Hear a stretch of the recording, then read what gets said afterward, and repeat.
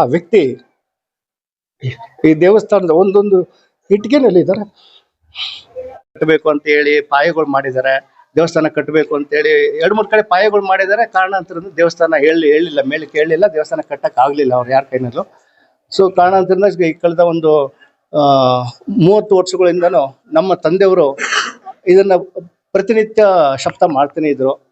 ನಮ್ಮನೆ ದೇವ್ರು ನಾವು ದೇವಸ್ಥಾನ ಮಾಡ್ಬೇಕಪ್ಪ, ದೇವಸ್ಥಾನ ಮಾಡ್ಬೇಕು. ಯಾರು ಹೇಳಿದ್ರು ನಾವು ದೇವಸ್ಥಾನ ಮಾಡ್ಲೇಬೇಕು. ಮನ್ಸಿರ್ಲಿಲ್ಲ, ಯಾಕಂದ್ರೆ ಕೆಲವು ಅಷ್ಟೊಂದು ಆಸಕ್ತಿ ನನಗೆ ಇರ್ಲಿಲ್ಲ. ತುಂಬಾ ಜನಗಳದ್ದು ಸಹಾಯ ಬೇಕಾಗತ್ತೆ. ಹಾಗಾಗಿ ಎಲ್ಲಾ ಜನತೆಯ ಬಳಿ ಹೋಗ್ಬೇಕಾಗತ್ತೆ. ಎಷ್ಟಾಗುತ್ತೋ ಅಷ್ಟು ಪ್ರಯತ್ನ ಮಾಡೋ, ನಾನ್ ಕಟ್ತೀನಿ ಕಣ ದೇವಸ್ಥಾನ ಅಂತ ನಮ್ಮ ತಂದೆನೆ. ಇವತ್ತವರು ನಮ್ ಜೊತೆಲಿ ಇಲ್ಲದೆ ಇರ್ಬೋದು, ಬಂದ್ರೆ ಕೆಲಸದವ್ರು ಬಂದಿಲ್ಲ ಅಂದ್ರೂ ಅವರೇ ಕಟ್ತಾ ಇರೋರು. ಯಾಕಪ್ಪ ಇಷ್ಟೊತ್ತಾದ್ರೂ ಬಿಡ, ಯಾವನ್ ಅವನ್ ಕಟ್ಕೊಂಡೇನೋ, ಅವನಿಗೆ ಹಗಲು ರಾತ್ರಿ ದೇವಸ್ಥಾನ ನಿರ್ಮಾಣ ಮಾಡಬೇಕು ಅನ್ನೋ ಒಂದು ಇಚ್ಛೆ ಇದೆ, ಮನಸ್ಸಿದೆ. ನೋಡೋಣ, ಭಗವಂತ ಅವನ ಒಂದು ಪ್ರೇರೇಪಣೆ, ಅವನ ಇಚ್ಛೆ ಹೇಗಿದೆ ಅಂತ ನಡ್ಕೊಂಡು ಹೋಗುತ್ತೆ. ಭಗವಂತ ಶ್ರೀ ಕಾಲಭೈರವೇಶ್ವರ ಸ್ವಾಮಿ, ಅವನ ಕೃಪಾ ಕಟಾಕ್ಷ, ಅವನ ಮಹಿಮೆ ಭಕ್ತರನ್ನೆಲ್ಲ ಹೇಗೆ ಸೆಳಿಬೇಕು. ಹೆಸರಿಗೆ ಅವನು ಅನ್ನದಾನೇಶ್ವರ. ಅವನ ಹೆಸರಿಗೆನೆ ಅವನು ಭಕ್ತರನ್ನ ಸೆಳ್ಕೊಳ್ಳೋದು ಗೊತ್ತು. ಭಕ್ತರನ್ನ ಕರೆದು ಆಶೀರ್ವಾದ ಕೊಟ್ಟು ಆ ಭಕ್ತರಿಗೆ ಒಂದು ಅನ್ನದಾಸೋಹ ಮಾಡೋದು ಅವನ ಇಚ್ಛೆ. ಅದು ಅವರು ನಮ್ಮಗಳ ಮುಖಾಂತರ, ನಮ್ಮ ಸ್ನೇಹಿತರ ಮುಖಾಂತರ, ನಮ್ಮ ಬಂಧು ಬಾಂಧವರ ಮುಖಾಂತರ, ನಮ್ಮ ಈ ಸುತ್ತಮುತ್ತಲ ಗ್ರಾಮಗಳ ಮುಖಾಂತರ ಆ ಸ್ವಾಮಿ ಒಂದು ಅನ್ನದಾಸೋಹವನ್ನು ಮಾಡ್ತಾ ಇದ್ದಾನೆ. ವರ್ಷದಲ್ಲಿ 4 ಬಾರಿ ಆದರೂ ನಾನು ಈ ಅನ್ನದಾಸೋಹ ಕಾರ್ಯಕ್ರಮವನ್ನು ನಾನು ಈ ನಮ್ಮ ದೇವಾಲಯದಲ್ಲಿ ನಡೆಸ್ತಾ ಇರ್ತೀನಿ. ಕೆಲವು ಹಬ್ಬಗಳಲ್ಲಿ, ವಿಶೇಷವಾಗಿ ಕಾರ್ತಿಕ್ ಮಾಸ ಬಂದಾಗ, ಮತ್ತೆ ಈ ನಮ್ಮ ಶಿವರಾತ್ರಿ ಸಮಯದಲ್ಲಿ, ಹಾಗೂ ಈ ವಾರ್ಷಿಕೋತ್ಸವ, ಜಾತ್ರೋತ್ಸವ ಸಮಯದಲ್ಲಿ ನಾನು ಇದನ್ನ ಪ್ರಯತ್ನ ಮಾಡಿ, ನನ್ನ ತಕ್ಕ ಮಟ್ಟಿಗೆ ನಾನು ಪ್ರಯತ್ನ ಮಾಡಿ, ಆ ಸ್ವಾಮಿಯ ಪ್ರೇರೇಪಣೆಯ ಮೇರೆಗೆ, ಅವರ ಅಪ್ಪಣೆಯ ಮೇರೆಗೆ ನಾನು ಎಷ್ಟು ಜನಕ್ಕೆ ಆಗುತ್ತೋ ಅಷ್ಟು ಜನಕ್ಕೆ ಒಂದು, ನನ್ನ ಹೆಸರು ಹೇಳಿ 4 ಜನಕ್ಕೆ ಅನ್ನ ಹಾಕೋ ಸಾಕು. ಅದು 4 ಜನಕ್ಕೆ ಅಂತ ನಿನ್ನ ಹೆಸರು ಹೇಳಿದೆ, ಅದು 4 ಲಕ್ಷ ಜನಕ್ಕೆ ಆಗ್ಬೋದು. ನನ್ನ ಹೆಸರು ಹೇಳಿ 4 ಜನಕ್ಕೆ ಅನ್ನದಾಸೋಹ ಮಾಡು ಅಂತ ಹೇಳಿದ್ದಾರೆ. ಅವರ ಒಂದು ಅಪ್ಪಣೆಯ ಮೇರೆಗೆ, ಅವರ ಪ್ರೇರೇಪಣೆಯ ಮೇರೆಗೆ ನಾನು ನಿರಂತರವಾಗಿ ಆ ಸ್ವಾಮಿಯ ಕಾರ್ಯದಲ್ಲಿ, ಈ ಧರ್ಮ ಕಾರ್ಯಗಳಲ್ಲಿ ನಾನು ತೊಡಗಿಸ್ಕೊಂಡಿದ್ದೇನೆ. ಸೊ ಸಾಧ್ಯವಾದಷ್ಟು ಮಟ್ಟಿಗೆ ನಾನು ಈ ಸೇವೆನ ಮಾಡ್ಕೊಂಡು ಹೋಗ್ತಾ ಇದ್ದೇನೆ.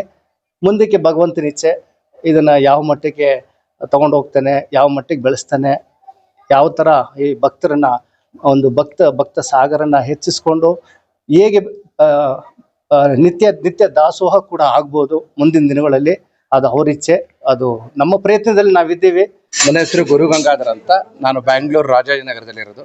ನಮ್ಮ ವೆಂಕಟೇಶ್ ಸಾರು ನಮ್ಮ ಕುಟುಂಬದ ಒಂದು ಸದಸ್ಯರಾಗಿದ್ದಾರೆ. ಕುಟುಂಬದ ಸದಸ್ಯರಂದ್ರೆ ನಮ್ಮದೊಂದು ಟೀಮ್ ಇದೆ, ಒಂದು ಕಿಟ್ಟಿ ಪಾರ್ಟಿ ಗ್ರೂಪ್ ಅಂತ ಮಾಡ್ಕೊಂಡಿದ್ವಿ. ಆ ಕುಟುಂಬದ ಸದಸ್ಯರಲ್ಲಿ ವೆಂಕಟೇಶ್ ಸಾರ್ ಕೂಡ ಒಬ್ಬರಿದ್ದಾರೆ. ಕಳೆದ 3 ವರ್ಷಗಳಿಂದ ನಮಗೆ ಈ ಒಂದು ದೇವಸ್ಥಾನಕ್ಕೆ ಆಹ್ವಾನ ಮಾಡ್ತಾ ಇದ್ದಾರೆ. ಸೊ ನಾವು ಬರ್ತಾ ಇದ್ವಿ. ನಮ್ಮ ಒಂದು ಸ್ನೇಹಿತರುಗಳು ಯಾರ್ಯಾರಿದ್ದಾರೆ, ಯಾರು ಅವ್ರ ಟೈಮ್ ಫ್ರೀ ಇರುತ್ತೆ, ಅವ್ರು ನಮ್ಮ ಜೊತೆ ಭಾಗವಹಿಸ್ತಾ ಇದ್ದಾರೆ. ಇದು ಸತ್ಯ ಅನ್ನೋದು ಇಲ್ಲದೆ ಇದ್ರೆ ಅದರಲ್ಲಿ ಯಾವುದು ಸಾರಾಂಶ ಅನ್ನೋದು ಏನೂ ಇರಲ್ಲ. ಹಾಗಾಗಿ ನಮ್ಮ ಬೆಟ್ಟದ ಶ್ರೀ ಕಾಲಭೈರವೇಶ್ವರ ಸ್ವಾಮಿ ದೇವಸ್ಥಾನದಲ್ಲಿ ಸತ್ಯ ಅನ್ನೋದು ಸಾಕಷ್ಟಿದೆ. ನಾವು ನೋಡ್ತಾ ಇದೀವಿ. ಆ ದೇವರ ಹತ್ರ ಏನೇ ಪ್ರಾರ್ಥನೆ ಮಾಡ್ಕೊಂಡ್ರು ಕೂಡ ಅದು ಸಕ್ರಿಯವಾಗಿ ಆಗ್ತಾ ಇದೆ, ಅದು ಪೂರ್ಣಗೊಳ್ತಾ ಇದೆ, ನಮಗೆಲ್ಲರಿಗೂ ಒಳ್ಳೇದಾಗ್ತಾ ಇದೆ. ಮತ್ತೆ ಇವತ್ತಿನ ದಿವಸ ನಾವು ದೇವಸ್ಥಾನದಲ್ಲಿ ಏನು ನೋಡ್ತಾ ಇದೀವಿ ಅಷ್ಟು ಕೂಡ ಆ ದೇವರದ್ದು ಒಂದು ನಂಬಿಕೆ ಅನ್ನೋದು ಇಲ್ಲದೆ ಇದ್ರೆ ಯಾವುದು ನಡೆಯಲ್ಲ. ಒಂದು ಉಲ್ಕಡ್ಡಿ ಕೂಡ ಮುಂದೆ ಬರ್ಬೇಕಾದ್ರೆ ನಂಬಿಕೆ ಬೇಕಾಗತ್ತೆ. ಆ ಒಂದು ನಂಬಿಕೆ, ಒಂದು ವಿಶ್ವಾಸ ಈ ದೇವಸ್ಥಾನದಲ್ಲಿದೆ. ನಮ್ಮ ವೆಂಕಟೇಶ್ವರಿಂದ ಈ ಒಂದು ಪುಣ್ಯಕ್ಷೇತ್ರಕ್ಕೆ ನಾವು ಬಂದು ಈ ಒಂದು ಸ್ವಾಮಿ ದರ್ಶನ ಮಾಡಿ ಮತ್ತೆ ನಾವು ಇವತ್ತು ಪುನೀತರಾಗಿದ್ದೀವಿ ಅಂತ ನಾವು ಹೇಳಕ್ಕೆ ಇಷ್ಟಪಡ್ತೀವಿ. ನಮ್ಮ ಕುಟುಂಬದ ಎಲ್ಲ ಸದಸ್ಯರಿಗೂ ಈ ದೇವರು ಒಳ್ಳೇದು ಮಾಡಲಿ ಅಂತ ನಾನು ಈ ಮೂಲಕ ಕೇಳ್ಕೊಡ್ತೀನಿ. ಇಲ್ಲಿವರೆಗೂ ಆದಷ್ಟು ಭಗವಂತನ ಸಹಕಾರ ಕೊಟ್ಟಿರೋದ್ರಿಂದ ನಡ್ಸ್ಕೊಂಡ್ ಬಂದಿದ್ದೀವಿ. ಮುಂದೆ ಅವ್ರಿಗೆ ಸೇರಿದ್ದು ಅದು ವರ್ಷ ಬೆಳೆದು ಒಂದು ಅಭಿವೃದ್ಧಿ ಕೊಟ್ಟು ಒಂದು ಇಂಪ್ರೂವ್ ಆಗಿ ನಡ್ಕೊಂಡು ಹೋಗೋ ಕರ್ತವ್ಯ ಬೇಕು ಅಂತ ನಾನು ಇಲ್ಲಿಗೆ ಈ ದೇವಸ್ಥಾನಕ್ಕೆ ಬಂದು ಇದು ಸತತ 3ನೇ ವರ್ಷದ್ದು. ಪ್ರತಿ ವರ್ಷವೂ ವರ್ಷದಿಂದ ವರ್ಷಕ್ಕೆ ಅಭಿವೃದ್ಧಿ ಹೊಂದುತ್ತಾ ಇರುವಂತ ದೇವಸ್ಥಾನಗಳಲ್ಲಿ ಇದು ಒಂದು. ಶ್ರೀಯುತ ವೆಂಕಟೇಶಣ್ಣನವರು ನಮ್ಮ ಬಹಳ ಆತ್ಮೀಯರು, ಫ್ಯಾಮಿಲಿ ಫ್ರೆಂಡ್ಸ್, ಬಹಳ ಆತ್ಮೀಯರಲ್ಲಿ ಆತ್ಮೀಯರು. ನಮಸ್ತೆ, ನನ್ನ ಹೆಸರು ಮರಳವಾಡಿ ಮಂಜು ಅಂತ. ಶ್ರೀಯುತರು ಡಾಕ್ಟರ್ ಸಿ ವೆಂಕಟೇಶಣ್ಣ ಅಂತ ಅವರು ನಮಗೆ ಮಾರ್ಗದರ್ಶಕರು, ಸಮಾಜ ಸೇವಕರು, ಈ ಒಂದು ದೇವಾಲಯದ ಸಂಸ್ಥಾಪಕರು ಹೌದು. ಅವರು ಬರೀ ಧಾರ್ಮಿಕ ಕಾರ್ಯಗಳಲ್ದಿರ ಸಾಮಾಜಿಕವಾಗಿ, ಶೈಕ್ಷಣಿಕವಾಗಿ ನಿರಂತರವಾಗಿ ಒಂದು ಸಮಾಜ ಸೇವೆಯಲ್ಲಿ ತೊಡಗಿಸ್ಕೊಂಡಿರೋದ್ರಿಂದ ಅವ್ರಿಗೆ ಇದಕ್ಕೆಲ್ಲದಕ್ಕೂ ಕಾರಣ ಈ ಬೆಟ್ಟದ ಕಾಲಭೈರವ ಅಂತ ನಾನಾದ್ರೂ ಹೇಳಕ್ಕೆ ಇಷ್ಟಪಡ್ತೀನಿ. ಅವ್ರಿಗೆ ಕಾಲಭೈರವೇಶ್ವರ ಇನ್ನೂ ಹೆಚ್ಚಿನ ಶಕ್ತಿ ಕೊಟ್ಟು ನಮ್ಮಂತ ನೂರಾರು ಯುವಕರಿಗೆ, ಸ್ಟೂಡೆಂಟ್ಸ್ಗೆ, ಕಷ್ಟದಲ್ಲಿರೋರಿಗೆ, ನಿರ್ಗತಿಕರಿಗೆ ಆ ಥರ ಎಲ್ಲ ಸಹಾಯ ಮಾಡೋ ಗುಣ ಅವರಲ್ಲಿ ಬರಲಿ ಅಂತ ನಾನು ದೇವರಲ್ಲಿ ಪ್ರಾರ್ಥನೆ ಮಾಡ್ಕೊಳ್ತಾ, ಇದು ಹೇಳೋದಕ್ಕೆ ವಾರ್ಷಿಕೋತ್ಸವ ಅಷ್ಟೇ. ವರ್ಷ ಪೂರ್ತಿ ಈ ದೇವಾಲಯದಲ್ಲಿ ಪ್ರತಿ ಅಮಾವಾಸ್ಯೆಗೆ, ಶಿವರಾತ್ರಿಗೆ ನಾನಾ ಕಾರ್ಯಕ್ರಮಗಳು ವಿವಿಧ ರೀತಿ ವಿಜೃಂಭಣೆಯಿಂದ ನಡೀತಾನೆ ಇರ್ತದೆ. ಈ ರೀತಿ ಕಾರ್ಯಕ್ರಮಗಳಿಗೆ ನಮ್ಮ ಬೆಂಬಲ ಸದಾ ಇರುತ್ತೆ. ಅವ್ರು ಇದೇ ರೀತಿ ಕಾರ್ಯಕ್ರಮಗಳು ನಡೆಸ್ಕೊಡ್ತಾ ಇರಲಿ, ಎಲ್ಲರ ಮೇಲೆ ಕಾಲಭೈರವನ ಕೃಪೆ ಇರಲಿ ಅಂತ ಬಯಸ್ತೀನಿ. ಚೆನ್ನಾಗಿ ಇದು ವಾರ್ಷಿಕೋತ್ಸವ ಚೆನ್ನಾಗಿ ಮಾಡ್ತಾರೆ. 8 ವರ್ಷದಿಂದ ಚೆನ್ನಾಗಿ ಮಾಡ್ತಾರೆ.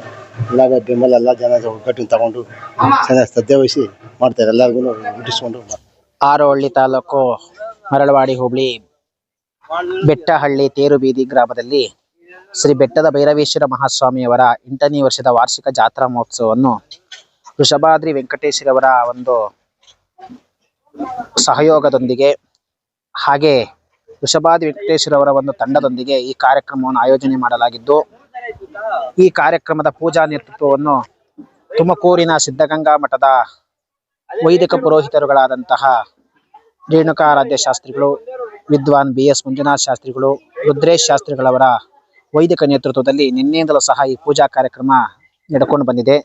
ನಿನ್ನೆ ಗಂಗಾ ಪೂಜೆ, ಗಣಪತಿ ಪೂಜೆ, ಆಲಯ ಪ್ರವೇಶ, ಸ್ವಸ್ತಿ ಪುಣ್ಯಾಹ, ನಾಂದಿ ಸಮಾರಾಧನೆಯೊಂದಿಗೆ ಋತ್ವಿಗ್ವರಣ ಪೂರ್ವಕ ನವಗ್ರಹ ಪೂಜೆ, ಮೃತ್ಯುಂಜಯ ಪೂಜೆ ಹಾಗೂ ಮಹಾಗಣಪತಿ ಹೋಮ, ನವಗ್ರಹ ರುದ್ರಹೋಮ ಪೂಜಾ ಸಹಿತ ಇಂದು ಬೆಳಗ್ಗೆ ಬ್ರಾಹ್ಮಿ ಮುಹೂರ್ತದಿಂದಲೂ ಸಹ ಈ ಪೂಜಾ ಕಾರ್ಯಕ್ರಮದ ರುದ್ರಾಭಿಷೇಕ ಹಾಗೂ ಮಹಾಪೂರ್ಣಾವತಿ, ಆಲಯಕ್ಕೆ ದಿಗ್ಬಲಿ, ಈಗ ಒಳಗಡೆ ಹೂವಿನ ಅಲಂಕಾರ ಹಾಗೂ ದಾಳಿಂಬೆ ಅಲಂಕಾರ ಹಾಗೂ ಶ್ರೀ ಸ್ವಾಮಿಗೆ ಅಷ್ಟೋತ್ತರ, ಮಹಾಮಂಗಳಾರತಿ, ರಾಜೋಪಚಾರ ಪೂಜಾ ಕಾರ್ಯಕ್ರಮಗಳು ನಡೆಯಲಿದ್ದು, ಈ ಪೂಜಾ ಕಾರ್ಯಕ್ರಮಕ್ಕೆ ಆಜುಬಾಜು ಗ್ರಾಮಸ್ಥರು, ಬೆಟ್ಟಹಳ್ಳಿ ಗ್ರಾಮಸ್ಥರು, ತೇರುಬೀದಿ ಗ್ರಾಮಸ್ಥರು ಎಲ್ಲಾ ಸದ್ಭಕ್ತಾದಿಗಳು ಆಗಮಿಸಿ ಈ ಸ್ವಾಮಿಯ ಕೃಪೆಗೆ ಪಾತ್ರರಾಗಿ ದೈವಾನುಗ್ರಹಕ್ಕೆ ಪಾತ್ರರಾಗಬೇಕಾಗಿ ತಮ್ಮಲ್ಲಿ ಸವಿನಯವಾಗಿ ಪ್ರಾರ್ಥಿಸಿಕೊಳ್ಳುತ್ತಾ, ಇಂತಹ ಕಾರ್ಯಕ್ರಮವನ್ನು ಈಗ ಜಾತ್ರಾ ಮಹೋತ್ಸವ ಪ್ರಾರಂಭವಾಗುವ ಸಮಯದಲ್ಲಿ ಇಂತಹ ಒಂದು ಜಾತ್ರಾ ಮಹೋತ್ಸವದ ಕಾರ್ಯಕ್ರಮ ತುಂಬಾ ಅಚ್ಚುಕಟ್ಟಾಗಿ, ವ್ಯವಸ್ಥಿತವಾಗಿ, ಸುಂದರ ಸಮಾರಂಭವನ್ನಾಗಿ ಆಯೋಜನೆ ಮಾಡುವಂತಹ ದೇವಾಲಯದ ಸಮಿತಿಗೆ ಅಭಿನಂದನೆಯನ್ನು ಸಲ್ಲಿಸುತ್ತಾ ನನ್ನ ಮಾತನ್ನು ಮುಗಿಸ್ತೀನಿ.